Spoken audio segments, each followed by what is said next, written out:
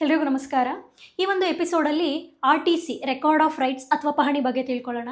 ಯಾಕೆ ನಮಗೆ record of rights ಅಥವಾ ಪಹಣಿ ಬಗ್ಗೆ ತಿಳ್ಕೋಬೇಕು ಅಂತ ಅಂದರೆ, ನಾವು ಹೊಂದಿರೋ ಅಂತಹ ಜಮೀನು ಅದು ಸೆಲ್ಫ್ ಅಕ್ವೈರ್ಡ್ ಪ್ರಾಪರ್ಟಿ ಆದರೂ ಆಗಿರ್ಬೋದು ಅಥವಾ ಪಿತ್ರಾರ್ಜಿತ ಆಸ್ತಿ ಆದರೂ ಆಗಿರ್ಬೋದು, ಇದಕ್ಕೆ ಆಧಾರ ಅಥವಾ ಮೂಲ ಇದ್ರ ಕಂಪ್ಲೀಟ್ ಆ ಜಮೀನಿಗೆ ಹೊಂದಿರೋ ಅಂಥ ಕಂಪ್ಲೀಟ್ ಇನ್ಫಾರ್ಮೇಷನ್ನ ಈ RTCಯಲ್ಲಿ ಕೊಟ್ಟಿರ್ತಾರೆ. ಇದರಲ್ಲಿ ಟೋಟಲ್ 12 ಕಾಲಮ್ಗಳಿರುತ್ತೆ. ಅದನ್ನು ಫಾರಮ್ 16 ಇದರಲ್ಲಿ ರೆಕಾರ್ಡ್ ಮಾಡಿರ್ತಾರೆ. ಸೊ ಬಿಫೋರ್ RTC ಬಗ್ಗೆ ತಿಳ್ಕೊಳ್ಳೋಕ್ಕೂ ಮುಂಚೆ RTC ಹೇಗೆ ಬಂತು, ಯಾಕೆ RTC ನಮಗೆ ತುಂಬ ಇಂಪಾರ್ಟೆಂಟ್ ಅನ್ನೋದನ್ನ ಹಿಸ್ಟ್ರಿ ನೋಡೋಣ. RTC ಹಿನ್ನೆಲೆ ನೋಡೋದಾದರೆ, ರಾಜರು ಆಳ್ವಿಕೆಯಲ್ಲಿ ಈ ಜಮೀನು ಎಷ್ಟಿದೆ ಅಂತ ಮೆಜರ್ಮೆಂಟ್ ಮಾಡೋದು, ಅದ್ರ ಘಟನ ತಿಳ್ಕೊಳ್ಳೋದು ತುಂಬ ಕಷ್ಟ ಆಗ್ತಿತ್ತು.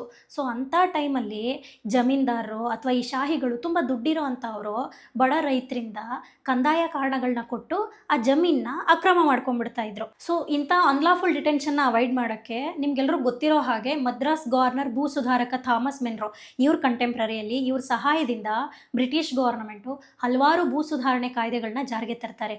ಈ ಭೂ ಸುಧಾರಣೆ ಕಾಯ್ದೆಗಳ ಬೆನಿಫಿಟ್ಸ್ ಏನು ಅಂದರೆ, ರೈತರ ಜಮೀನನ್ನ ಗುರುತಿಸಿ ಅದಕ್ಕೆ ಹಕ್ಕುಪತ್ರಗಳನ್ನ ನೀಡ್ತಾರೆ. ಅದನ್ನೇ ಗಟ್ ಅಥವಾ ಘಟ ಅಂತ ಕರೀತಾರೆ. 19ನೇ ಶತಮಾನದ ಕೊನೆಯ ವರ್ಷಗಳಲ್ಲಿ British government for the first time ಭೂಮಿನ ಅಳತೆ ಮಾಡಿ ಅದಕ್ಕೆ ಸರ್ವೆ ನಂಬರ್ನ ಅಲಾಟ್ ಮಾಡ್ತಾರೆ. ಸೊ ಇಲ್ಲಿಗೆ ನಿಮಗೆ ಗೊತ್ತಾಗಿದೆ ಸರ್ವೆ ನಂಬರ್ ಹೇಗೆ ಬಂತು, RTC ಎಷ್ಟು ಅವಶ್ಯಕತೆ ಇದೆ ಅಂತ.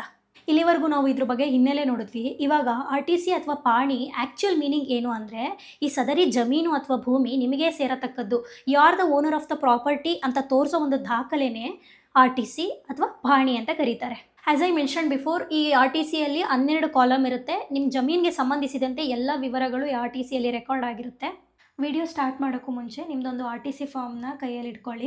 ಸೊ ಫಸ್ಟು ಇಲ್ಲಿ ನಿಮ್ಮ ಸದರಿ ಜಮೀನು ಯಾವ ತಾಲೂಕಿಗೆ ಬರುತ್ತೆ, ಯಾವ ಹೋಬಳಿಗೆ ಬರುತ್ತೆ, ಯಾವ ಗ್ರಾಮಕ್ಕೆ ಬರುತ್ತೆ ಅನ್ನೋದು ರೆಕಾರ್ಡ್ ಆಗಿರುತ್ತೆ.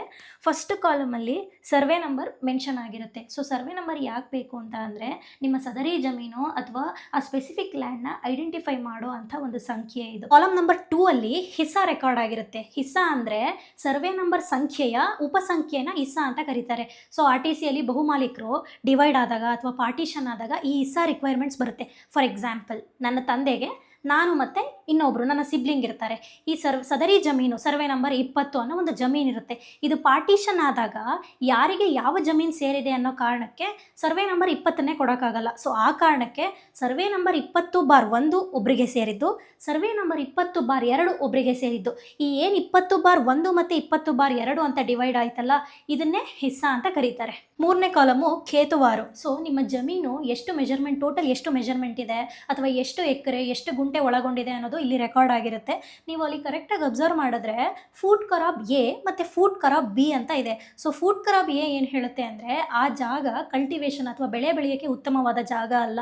ಹಾಗೆ ಫೂಟ್ ಖರಾಬ್ B ಇದು ಗವರ್ನಮೆಂಟ್ಗೆ ಸೇರಿದಂಥ ಜಾಗ. ಫಾರ್ ಎಕ್ಸಾಂಪಲ್, ಪಬ್ಲಿಕ್ ಯೂಸೇಜ್ಗೆ ಬಿಡಬೇಕು, ಜನ ಓಡಾಡೋಕ್ಕೆ ಜಾಗ ಅಥವಾ ದಾರಿನ ಬಿಟ್ಕೊಡ್ಬೇಕು. ಸೊ ಇದೆರಡನ್ನೂ ಮೈನಸ್ ಮಾಡಿ ಉಳಿದಂಥ ಜಾಗ ನಿಮಗೆ ಸೇರತಕ್ಕದ್ದು. ಇದ್ರ ವಿವರಗಳನ್ನ ಈ ಖೇತುವಾರು ಅಲ್ಲಿ ಮೆನ್ಷನ್ ಮಾಡಿರ್ತಾರೆ. ಕಾಲಮ್ ನಂಬರ್ 4 ಕಂದಾಯದರ ಮಾಹಿತಿ ಅಂದರೆ ಟ್ಯಾಕ್ಸ್ ಬಗ್ಗೆ ಇನ್ಫಾರ್ಮೇಷನ್ ಇರುತ್ತೆ. ಫಾರ್ ಎಕ್ಸಾಂಪಲ್, ಭೂ ಕಂದಾಯ, ನೀರಿನ ಕಂದಾಯ ಅಥವಾ ಜೋಡಿ, ಸೆಸ್ಗಳು, ಇದೆಲ್ಲದಕ್ಕೂ ನೀವು ಟ್ಯಾಕ್ಸ್ ಪೇ ಮಾಡಬೇಕಾಗುತ್ತೆ. ಈ ಟ್ಯಾಕ್ಸ್ ರೇಟು ಚೇಂಜ್ ಕೂಡ ಆಗ್ಬೋದು. ಹೇಗೆ ಅಂತ ಅಂದರೆ, ಸಾಮೂಹಿಕ ಜಮೀನುಗಳ ಮೇಲೆ ರೀಸರ್ವೆ ಮಾಡಿದಾಗ ಈ ಟ್ಯಾಕ್ಸ್ ರೇಟ್ನ ಚೇಂಜ್ ಮಾಡ್ತಾರೆ. ಬಟ್ ಕರ್ನಾಟಕದಲ್ಲಿ ಕಳೆದ 30 ವರ್ಷ ಫ್ರಮ್ ಪಾಸ್ಟ್ 30 ಇಯರ್ಸಿಂದ ಯಾವುದೇ ರೀತಿಯಾದಂಥ ಸರ್ವೆ ಆಗದೆ ಇರೋ ಕಾರಣ ಏನು ಹಳೆ ಕಂದಾಯದ ಟ್ಯಾಕ್ಸ್ ರೇಟ್ ಇತ್ತೋ ಅದೇ ಚಾಲ್ತಿಯಲ್ಲಿದೆ. ಈ ಟ್ಯಾಕ್ಸ್ನ ಯಾರಿಗೆ ಪೇ ಮಾಡಬೇಕು ಅಂತ ಅಂದರೆ, ನಾಡ ಕಚೇರಿಯಲ್ಲಿ ಇರ್ತಾರಲ್ವ, VAO village administrative officers. So ಅವರಿಗೆ ಪೇ ಮಾಡಿ ರಿಸಿಪ್ಟ್ ಕಲೆಕ್ಟ್ ಮಾಡ್ಕೋಬಹುದು. ಕಾಲಮ್ ನಂಬರ್ 5 ಮಣ್ಣಿನ ನಮೂನೆ ಅಂದರೆ ನಿಮ್ಮ ಜಮೀನು ಯಾವ ರೀತಿಯಾದಂಥ ಮಣ್ಣನ್ನು ಒಳಗೊಂಡಿರುತ್ತೆ ಅನ್ನೋದ್ರ ಬಗ್ಗೆ ಇಲ್ಲಿ ಮೆನ್ಷನ್ ಮಾಡಿರ್ತಾರೆ. ಫಾರ್ ಎಕ್ಸಾಂಪಲ್, ಕಪ್ಪು ಮಣ್ಣು ಅಥವಾ ಕೆಂಪು ಮಣ್ಣು ಅಥವಾ ಬರಡು ಭೂಮಿನೋ ಅನ್ನೋದ್ರ ಬಗ್ಗೆ ಮೆನ್ಷನ್ ಮಾಡಿರ್ತಾರೆ. ಯಾಕೆ ಮಣ್ಣಿನ ಬಗ್ಗೆ ಮೆನ್ಷನ್ ಮಾಡ್ತಾರೆ ಅಂತ ಅಂದರೆ, ಕಪ್ಪು ಮಣ್ಣು ಅಥವಾ ಕೆಂಪು ಮಣ್ಣು ಆದರೆ ಅದರಲ್ಲಿ ಫಲವತ್ತಾದ ಬೆಳೆನ ಬೆಳಿಬೋದು. ಆ ಕಾರಣಕ್ಕಾಗಿ ಟ್ಯಾಕ್ಸ್ ರೇಟ್ ಜಾಸ್ತಿ ಇರುತ್ತೆ. ಬರಡು ಭೂಮಿಯಲ್ಲಿ ಸ್ವಲ್ಪ ಟ್ಯಾಕ್ಸ್ ರೇಟ್ ಕಡಿಮೆ ಇರುತ್ತೆ, ಯಾಕೆಂದರೆ ಬೆಳೆಗಳು ಸ್ವಲ್ಪ ಕಡಿಮೆ. ಸೊ ಅದನ್ನು ಡಿಫ್ರೆನ್ಶಿಯೇಟ್ ಮಾಡೋಕ್ಕೆ ಈ ಮಣ್ಣಿನ ಬಗ್ಗೆ ರೆಕಾರ್ಡ್ ಮಾಡಿರ್ತಾರೆ. ಕಾಲಮ್ ನಂಬರ್ 6 ಪಟ್ಟ ಅಂದರೆ ಆ ಸದರಿ ಜಮೀನ ಮೂಲದ್ರ ಬಗ್ಗೆ ಮಾತಾಡುತ್ತೆ. ಆ ಸದರಿ ಜಮೀನು ಯಾರಿಗೆ ಸೇರಿದ್ದು ಅನ್ನೋದ್ರ ಬಗ್ಗೆ ಮಾತಾಡುತ್ತೆ. ಫಾರ್ ಎಕ್ಸಾಂಪಲ್, ಸರ್ಕಾರಿ ಜಮೀನು, ಇನಾಮ್ ಜಮೀನು, ಪ್ರೈವೇಟ್ ಲ್ಯಾಂಡು ಅಥವಾ ಸರ್ಕಾರಕ್ಕೆ ಸೇರಿದಂಥ ಜಮೀನು, ಇದ್ರ ಬಗ್ಗೆ ತಿಳಿಸ್ಕೊಡುತ್ತೆ. ಫಾರ್ ಎಕ್ಸಾಂಪಲ್, ಆ ಪರ್ಟಿಕ್ಯುಲರ್ ಜಮೀನ್ ಮೇಲೆ ಯಾರಿಗೆ ಹಕ್ಕಿದೆ ಅನ್ನೋದ್ರ ಬಗ್ಗೆ ಈ 6ನೇ ಕಾಲಮ್ ಮಾತಾಡುತ್ತೆ. ಕಾಲಮ್ ನಂಬರ್ 7ರಲ್ಲಿ ಗವರ್ನಮೆಂಟ್ ಮರಗಳು ಎಷ್ಟಿದೆ ಅನ್ನೋದ್ರ ಬಗ್ಗೆ ಮಾಹಿತಿ ಇರುತ್ತೆ. ಫಾರ್ ಎಕ್ಸಾಂಪಲ್ಲು, ಈಚಲು ಮರ, ನೀಲಗಿರಿ ಮರ ಅಥವಾ ಶ್ರೀಗಂಧದ ಮರ, ಈ ಎಲ್ಲ ಮರಗಳು ಪ್ರೈವೇಟ್ ಲ್ಯಾಂಡಲ್ಲಿ ಇದ್ದರೂ ಕೂಡ ರೈತರಿಗೆ ಅದನ್ನು ಕಡಿಯೋ ಅಂಥ ಹಕ್ಕು ಅಥವಾ ಅವಕಾಶಗಳಿರಲ್ಲ. ಕಾಲಮ್ ನಂಬರ್ 8 ನೀರಾವರಿ ಸೌಲಭ್ಯ ಅಂದರೆ ನಿಮ್ಮ ಜಮೀನಿಗಿರುವಂಥ ನೀರಾವರಿ ಸೌಲಭ್ಯದ ಬಗ್ಗೆ ಮೆನ್ಷನ್ ಆಗಿರುತ್ತೆ. ನೀವು ನಿಮ್ಮ ಜಮೀನನ್ನ ಸರ್ವೆ ಮಾಡಿಸಿದಾಗ ಕಂದಾಯ ಅಧಿಕಾರಿಗಳು ಮಳೆ ಬಿಟ್ಟು ಬಾವಿ ಅಥವಾ ಕೊಳವೆ ಬಾವಿ, ಬೋರ್ವೆಲ್ಗಳನ್ನ ಯೂಸ್ ಮಾಡಿ ಬೆಳೆ ತೆಗಿತಾ ಇದ್ರೆ ಆ ನೀರಾವರಿ ಸೌಲಭ್ಯದ ಬಗ್ಗೆ ಅಲ್ಲಿ ರೆಕಾರ್ಡ್ ಮಾಡಿರ್ತಾರೆ. ಇಫ್ ಇನ್ ಕೇಸ್ ನಿಮ್ಮ RTCಯಲ್ಲಿ ಈ ನೀರಾವರಿ ಸೌಲಭ್ಯದ ಬಗ್ಗೆ ಮೆನ್ಷನ್ ಮಾಡಿಸಿಲ್ಲ ಅಂತ ಅಂದರೆ ಹೋಗಿ ರೆಕಾರ್ಡ್ ಮಾಡಿಸೋದು ತುಂಬ ಇಂಪಾರ್ಟೆಂಟು. ಯಾಕೆ ಅಂತ ಅಂದರೆ ನೀರಾವರಿ ಸೌಲಭ್ಯ ಇರುವಂತಹ ಜಮೀನುಗಳಿಗೆ ಗೌರ್ನಮೆಂಟಿಂದ ಕೆಲವೊಂದು ಬೆನಿಫಿಟ್ಸ್ನ ಪ್ರೊವೈಡ್ ಮಾಡ್ತಾರೆ.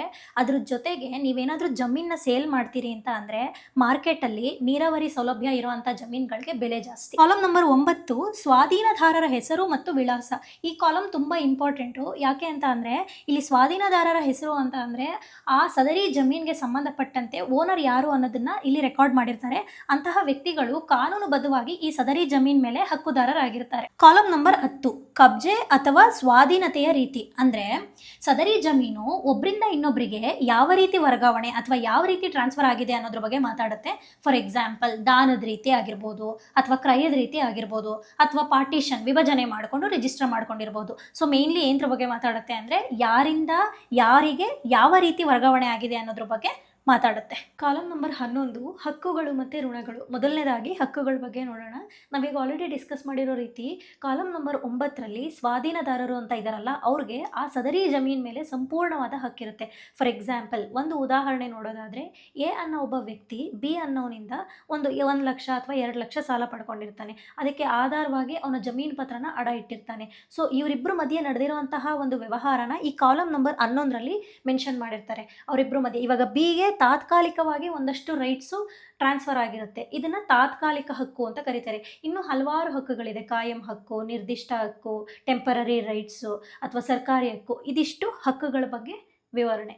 ಋಣಗಳು ಅಂದರೆ ಸಾಲ, ದುಡ್ಡಿನ ರೂಪದಲ್ಲಾದರೂ ಆಗಿರ್ಬೋದು, ಬೇರೆ ಯಾವುದೇ ರೀತಿಯಲ್ಲಾದರೂ ಆಗಿರ್ಬೋದು. ಫಾರ್ ಎಕ್ಸಾಂಪಲ್ ರೈತ ಬೆಳೆ ಬೆಳೆಯೋಕ್ಕೆ ಬ್ಯಾಂಕಲ್ಲಿ ಮಾರ್ಟ್ಗೇಜ್ ಮಾಡಿ ಸಾಲ ತಗೊಂಡ್ರೆ ಆ ಟ್ರಾನ್ಸಾಕ್ಷನ್ನು ಕಾಲಮ್ ನಂಬರ್ 11ನಲ್ಲಿ ಮೆನ್ಷನ್ ಆಗುತ್ತೆ. ಕಾಲಮ್ ನಂಬರ್ 12 ಜಮೀನಿನ ಹಕ್ಕುಗಾರ, ಸಾಗುವಳಿ, ಗೇಣಿದಾರ, ವ್ಯವಸಾಯಗಾರ.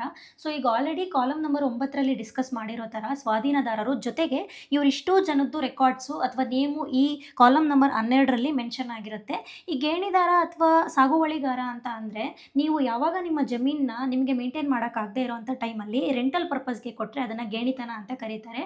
ಈಗ ಈ ಥರ ಕಾಂಟ್ರಾಕ್ಟು ರೈತರ ಮಧ್ಯೆ ನಡೆಯೋದು ತುಂಬ ಅಂದರೆ ತುಂಬ ಕಡಿಮೆ. ಬಿಕಾಸ್ ಫ್ರಾಡ್ ಆಗುವಂಥ ಚಾನ್ಸಸ್ಗಳು ಜಾಸ್ತಿ ಇರುತ್ತೆ. ಇಫ್ ಇನ್ ಕೇಸ್ ಇಂಥ ಕಾಂಟ್ರಾಕ್ಟ್ ರೈತರ ಮಧ್ಯೆ ನಡೆದಾಗ ಅಂಥ ಕಾಂಟ್ರಾಕ್ಟ್ಗಳನ್ನ ಸ್ಪೆಸಿಫಿಕ್ ಆಗಿ ಈ ಕಾಲಮ್ ನಂಬರ್ 12ರಲ್ಲಿ ಮೆನ್ಷನ್ ಮಾಡಿರ್ತಾರೆ. ಇದು ಗೇಣಿತನಕ್ಕೆ ಕೊಟ್ಟಿರೋದಾ ಅಥವಾ ಸಾಗುವಳಿ ಮಾಡ್ತಾ ಇರೋದಾ ಅಥವಾ ವ್ಯವಸಾಯ ಮಾಡ್ತಾ ಇರೋದಾ ಅಂತ.